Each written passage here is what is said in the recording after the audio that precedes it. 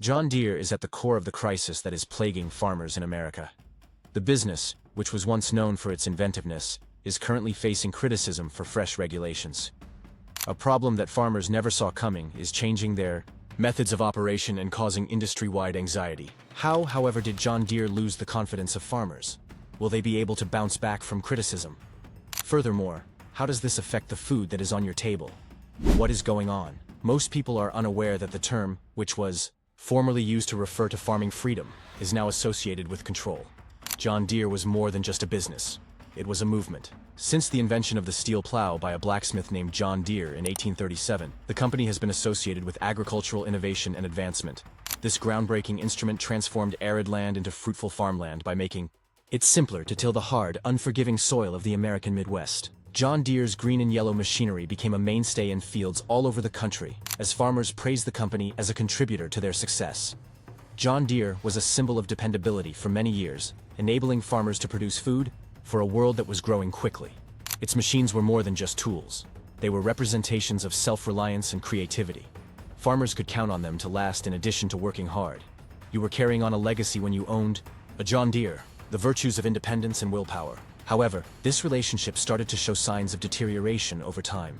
John Deere has changed its emphasis in recent years from empowering farmers to managing them. At first, the company's introduction of cutting-edge technologies appeared to be another advancement. Precision farming equipment, smart sensors, and GPS-guided tractors were supposed to increase farming's productivity and profitability. Nevertheless, these same technologies turned into instruments of control, limiting farmers' capacity to fix and maintain their own machinery. The trust that John Deere once had was damaged by its proprietary software and locked systems. After generations of relying on John Deere, farmers now feel deceived by the business they helped found. The betrayal starts here, as independence was exchanged for financial gain. How then did a business that formerly supported agricultural liberty end up representing power? Let's examine the policies that caused this controversy in more detail. The battle for the right to repair. Imagine being told you can't fix something you own. It sounds crazy, doesn't it? This controversy revolves around the right to repair debate. Farmers make significant investments in their machinery, frequently shelling out hundreds of thousands of dollars for harvesters, tractors, as well as planters. Having such equipment meant taking pride in doing your own maintenance for generations. In the farming culture, repairs, no matter how small, were a sign of self-reliance and ingenuity. However, that independence is no longer there thanks to John Deere's contemporary machinery. Nowadays, the apparatus has proprietary software built in that serves as a gatekeeper. This software is now necessary for farmers to diagnose issues and replace parts, something that can only be done by technicians certified by John Deere. This implies that contacting an authorized repair service is necessary for even basic fixes, such as changing a battery or repairing a damaged sensor. The outcome? Unbearable delays and soaring costs. What used to be a problem that could be resolved in a few hours now takes days, or even weeks. Additionally, the cost is measured in lost time during crucial planting or harvesting windows rather than just money. Time is more important to farmers than money. It's survival. John Deere argues that these limitations guarantee safety and safeguard the software's intellectual property. Farmers, however, view this as a smokescreen. They contend that these regulations force them into a never-ending cycle of reliance on the business and are more about control than safety. We are all impacted when the food supply chain is disrupted, which is why this is important to you. Additionally, this is only the farmers are beginning to take action. However, we must examine how John Deere's control goes beyond inconvenience to a kind of economic coercion before talking about the fight back. The price of domination. The interesting part is that it looks like John Deere may be losing ground to other farmers. The effects of John Deere's restrictive policies extend beyond individual farmers and have an impact on the entire agricultural sector. The economic effects of forcing farmers to put up with expensive delays and exorbitant repair costs ripple outward. Plants remain unplanted or unharvested, resulting in a reduction in supply. The whole food supply chain is impacted by this shortage, which raises consumer costs. Consider the delays brought on by idle equipment, for instance. In one case, an Iowa farmer claimed to have lost a whole soybean field because his harvester broke down for 2 weeks during the crucial harvest season. Not only did he lose money, but it also raised the price of soybeans, which eventually affected grocery stores and ultimately customers. The absence of reasonably priced alternatives exacerbates the issue. Due to high repair costs, farmers frequently have no option but to keep using antiquated machinery or take on additional debt to pay for new acquisitions. Small farmers are severely disadvantaged as a result, and many are driven to the verge of financial ruin. Even worse, these policies are harming John Deere's reputation in addition to farmers. Previously perceived as a collaborator in the prosperity of American farmers, the corporation is currently perceived by many as a hindrance. Former John Deere customers are looking into other options and switching to rivals who provide less stringent regulations and more adaptable repair options. The agricultural industry's foundations are being shaken by the backlash that has started. However, what occurs if those who provide for the world decide they can no longer do it? Resistance seeds. What began as annoyance has grown into a full-fledged independence movement. Farmers' annoyance spread beyond their fields and became a grassroots movement that is currently upending the fundamentals of agricultural policy. This movement's central demand is for the right to repair, which is a seemingly fundamental right, the capacity to fix your own machinery. Farmers contend that having a tractor or harvester should entail having all of its parts, including the software and equipment required for upkeep and repairs. This is a struggle for independence rather than merely a matter of convenience. After spending thousands of dollars on a piece of equipment, you are informed that you are not entitled to maintain it as you see fit. Farmers have to deal with that on a daily basis. Farmers talking to one another about the difficulties of dealing with John Deere's restrictive policies was the first sign of this growing resistance. However, as more farmers realized they weren't alone, it quickly gathered steam. Farmers soon joined a broader movement battling for legislative change after organizations supporting consumer rights and repair freedoms saw an opportunity to elevate these voices. And this results in a surprising turn of events. Farmers are winning, not just fighting. However, how can one defeat a behemoth like John Deere? Let's examine the initial fissures in its armor. The initial triumph. Something that occurred in 2022 altered everything. In 2022, Colorado passed the nation's first right to repair law with an agricultural focus, marking a major advancement in the struggle for the right to repair. Companies like John Deere are required by this historic law to supply farmers and independent repair shops with diagnostic equipment, manuals, and parts. It was a huge win that demonstrated the importance of farmers' voices. Colorado's law established a standard that prompted other states to enact comparable laws. Lawmakers started to recognize the wider ramifications of the right to repair discussion, acknowledging that it was about consumer rights, corporate responsibility, and economic stability rather than just farmers. This was more than just a victory. For farmers, it was confirmation. They witnessed concrete evidence that their struggle could result in change after years of feeling silenced and under control. This victory served as the catalyst for a nationwide mobilization of farmers who pushed for more extensive state and federal reform legislation. This was the weakness that offered farmers hope. However, the fight was far from over. John Deere and its supporters had no intention of surrendering easily. Goliath versus David. However, overcoming a behemoth like John Deere is about more than just winning. It's about surviving. Although Colorado's law marked a sea change, it also revealed the extent to which companies like John Deere would go in order to keep power. These businesses reacted right away, spending a lot of money on lobbying to stop similar laws in other states. They have slowed progress in many areas thanks to their substantial influence and large financial resources. According to John Deere, having unrestricted access to repair tools raises the possibility of equipment misuse, safety hazards, and intellectual property theft. However, farmers view these assertions as scare tactics intended to safeguard profits rather than people. They emphasize that safety issues can be resolved by training and certification initiatives, and concerns about intellectual property are exaggerated considering that the majority of farmers only wish to fix their machinery rather than reverse engineer it. The stakes are extremely high for small-scale farmers. They are defending not only their right to repair, but also their means of subsistence. Many people are on the verge of bankruptcy as a result of the financial strain caused by postponed repairs. This is a fight for survival as much as for independence. Nevertheless, farmers are regaining control in spite of the obstacles. As the battle heats up, rivals see a chance to intervene and challenge John Deere's hegemony. Other options emerge. One door opens when another closes, and the tractor market is a prime example of this. Competitors are filling the void left by John Deere's restrictive policies, which continue to alienate farmers. More farmer-friendly solutions are being offered by businesses like Kubota, AGCO, and CNH Industrial, which are gaining ground. For instance, Kubota has achieved success with its adaptable, small tractors, which are especially popular with farmers on a smaller scale. In addition to being more reasonably priced, these devices also have repair guidelines that enable owners to take care of their machinery on their own. Kubota's strategy is a welcome change for farmers who feel excluded by John Deere. AGCO, the manufacturer of Fendt and other brands, and Massey Ferguson have adopted a comparable strategy. AGCO has been able to win over an increasing number of disgruntled John Deere customers by emphasizing farmer autonomy and providing clear repair processes. They are a desirable substitute for farmers looking for dependability without any restrictions, because their equipment is reasonably priced and their repair tools are easier to obtain. In the meantime, CNH Industrial, the parent company of Case IH and New Holland, is developing cutting-edge precision agriculture technologies. These developments directly rival those of John Deere, but they lack the same stringent repair requirements. Regulations. Farmers are taking notice, and the market is showing the change more and more. Even Caterpillar, which has historically been associated with construction equipment, has started to enter the agricultural market. Caterpillar is establishing itself as a significant competitor by utilizing its robust dealer network and customer-focused strategy.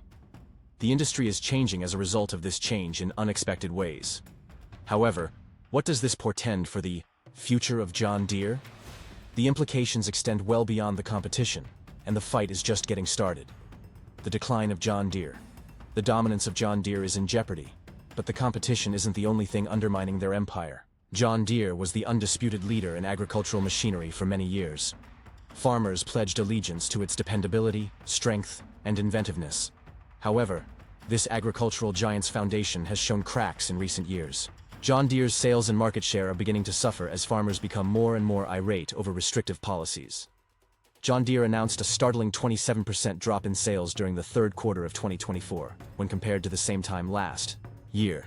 This decline significantly exceeded the competitor's average decline of 14.8%, indicating a more serious issue with the business. Farmers abandoning John Deere, which was previously unimaginable, is now happening. Trust is the key to the decline, not just numbers. Farmers are looking into other options because they feel deceived by John Deere's policies. This opportunity has been quickly seized by rivals like Kubota, AGCO, and CNH Industrial, who provide more adaptable repair options and cutting-edge technologies that meet the needs of farmers. There is no denying the change, and John Deere may suffer greatly as a result. Additionally, this affects much more than just the company's balance sheet. But what happens if a giant in agriculture makes a mistake? The consequences are widespread throughout the economy and not limited to the company. The impact on the economy whole communities suffer when farmers face hardships. John Deere's restrictive policies have had a cascading effect that goes far beyond the fields. The financial effects of farmers having to put up with expensive repairs and downtime are felt by local communities, the national economy, and even international food supply chains. Consider a Midwest farmer whose broken combine prevents them from harvesting their corn crop in time. Reduced yields as a result of that delay mean less supply for processors making corn-based goods. The scarcity of resources motivates increased costs for producers, which ultimately result in higher grocery store prices for customers. The outcome? Families are spending more on necessities like meat, bread, and cereal. For rural communities, where agriculture is the main driver of the local economy, the situation is even worse. Small towns frequently rely heavily on family-run farms to support their local hardware stores, suppliers, and service providers. Farmers have less money to invest in their communities when they must spend more on repairs or new machinery. The economic stability of entire regions is undermined, and small businesses suffer. Farmers are also impacted by these financial strains. Mental health, making an already difficult way of life even more difficult. Due to their narrow profit margins, many farmers are constantly afraid of going bankrupt. Their stress level is further increased by the added burden of not being able to fix their equipment, which contributes to the growing mental health crisis in rural America. This is a global issue, not just one that affects farming. The human cost becomes even more evident as the economic consequences worsen. Let's examine the implications of this conflict for the farmers. The battle for life. Imagine being unable to support yourself due to a company's policies. For a lot of farmers, this is the situation. Downtime is not only inconvenient for farmers, but also disastrous. Losing a whole season's worth of revenue can result from missing a planting or harvesting window. The very existence of many farms is in jeopardy when these hazards are coupled with the growing expense of machinery and repairs. Consider Sarah, a Wisconsin dairy farmer who battled to maintain her farm after her milking machine malfunctioned. She was unable to hire a local technician or fix the machine herself due to John Deere's policies. She had to wait for an authorized repair instead, which took almost 2 weeks. Her milk production fell precipitously during that period, costing her thousands of dollars. Regarding Sarah, this served as a sobering reminder of how vulnerable farmers have become, in addition to being a financial setback. Dignity is at stake here, not just financial gain. Farmers who used to be proud of being self-sufficient now feel helpless against corporate policies that aim to regulate every facet of their business.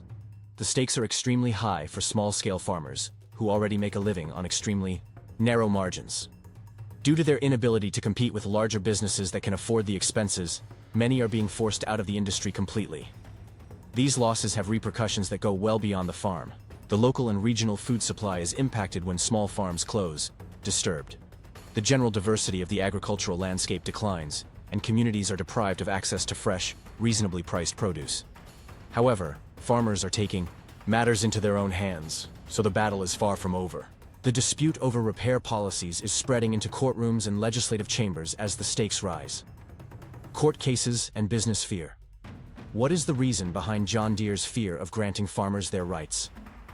The legal dispute over the right to repair has devolved into a philosophical conflict. Farmers contend that they ought to be allowed to fix the machinery they own. But John Deere insists that allowing repair tools and software could result in intellectual property theft and safety hazards. However, control is a more fundamental problem that lies beneath these arguments. John Deere is reluctant to share repair tools for a number of reasons, including preserving its monopoly on the repair market and safeguarding its software. The business ensures a consistent flow of income by making farmers rely on approved services. Profits are at stake here, not merely safety or innovation. Farmers and advocacy organizations have challenged these restrictive practices as anti-competitive, in court, and exploitative. Even though there has been some improvement, the battle is far from over.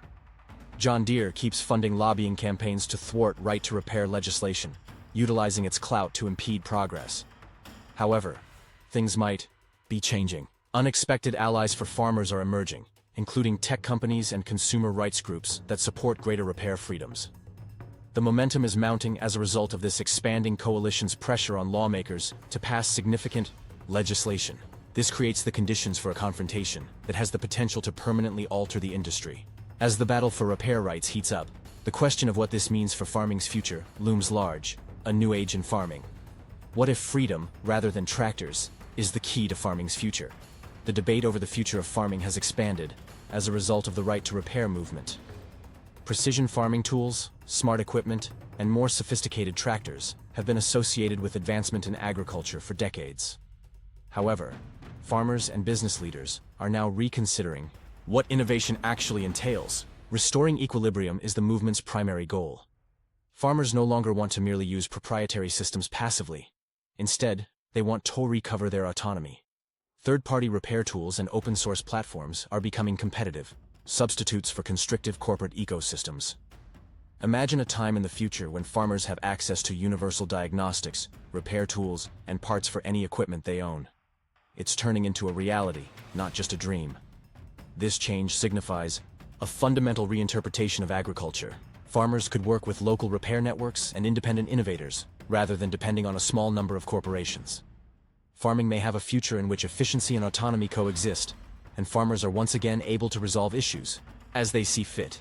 And this could restore the independence that farmers have battled so hard to preserve, leveling the playing field for them all. However, what can be inferred from the businesses that are already adopting these principles? Let's examine. Advice from rivals, your competitors, can occasionally teach you the most valuable lessons. As John Deere battles the consequences of its restrictive policies, rivals are adopting a different strategy that is winning farmers' confidence and allegiance. Consider Kubota as an example. The company, which is well known for its adaptable small tractors, has gained a lot of traction by concentrating on smaller farmers. Kubota is appealing to people who feel alienated by John Deere's methods, because it provides dependable, reasonably priced equipment with repair policies that respect farmer autonomy. Farmer independence has also been given top priority by AGCO, the parent company of brands like Massey Ferguson and Fendt. Farmers can easily perform maintenance without having to go through corporate red tape thanks to their equipment's competitive pricing and transparent repair procedures. AGCO has been able to gradually grow its market share thanks to this strategy, especially in areas where farmers are looking for John Deere substitutes. In the meantime, CNH Industrial, the parent company of Case IH and New Holland, is concentrating on developing cutting-edge technologies, such as sophisticated precision agriculture systems. These developments are comparable to those of John Deere, but they lack the same stringent repair guidelines. By implementing these systems, farmers get the best of both worlds: cutting-edge technology and the flexibility to operate their machinery however they see fit. Even Caterpillar, which has historically been linked to construction equipment, has started to focus on the agricultural market. Through the use of its extensive dealer network and customer-focused approach, Caterpillar is establishing itself as a fierce rival in the agricultural industry. These businesses are demonstrating that upholding farmer autonomy is not only morally right, but also profitable. However, farmers themselves are the true force behind change, not the competition. The voice of the farmers felt ignored for years, but now it is impossible to ignore their voices. Farmers now have a platform to demand change thanks to the Grassroots right to repair movement, and they are making the most of it. To spread their message, advocacy organizations, independent technicians, and even customers have banded together. Together, they have transformed a once specialized topic into a national dialogue.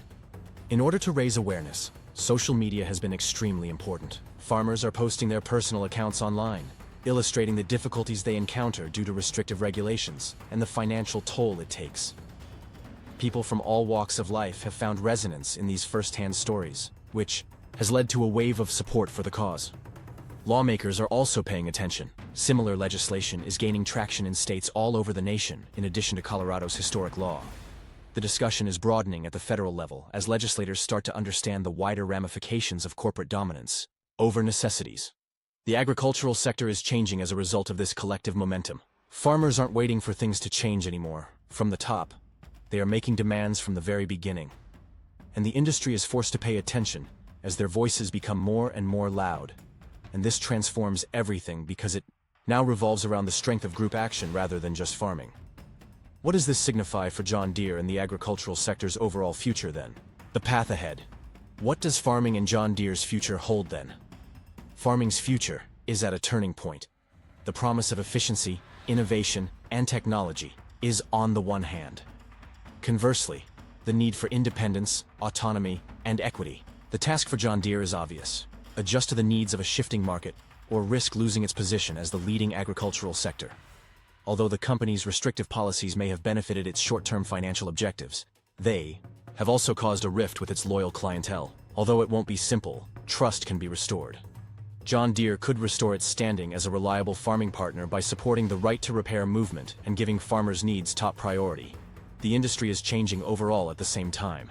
Food production, harvesting, and distribution are changing as a result of emerging technologies like open-source hardware, blockchain for supply chain transparency, and sustainable farming methods. These developments give businesses the chance to reflect the ideals of contemporary farmers, values based on cooperation, equity, and flexibility. The future is both bright and uncertain for farmers. The fight is far from over, even though the right to repair movement is making headway. The shift to a more equitable agricultural system will take time, and corporate resistance is still very strong. However, one thing is for sure: farmers will no longer remain silent. The discourse has been altered by their altercation, and the consequences will last for many years. A new era in farming is emerging, marking the end of unbridled corporate control. One question still stands as we consider this journey. How will each of us contribute to the direction of farming going forward? How do you feel about the movement for the right to repair? Do you believe that John Deere ought to relinquish control and give farmers the ability to regain command of their machinery? Or do you think their worries about intellectual property and safety are legitimate? We would love to hear your opinions, so please share them in the comments section below.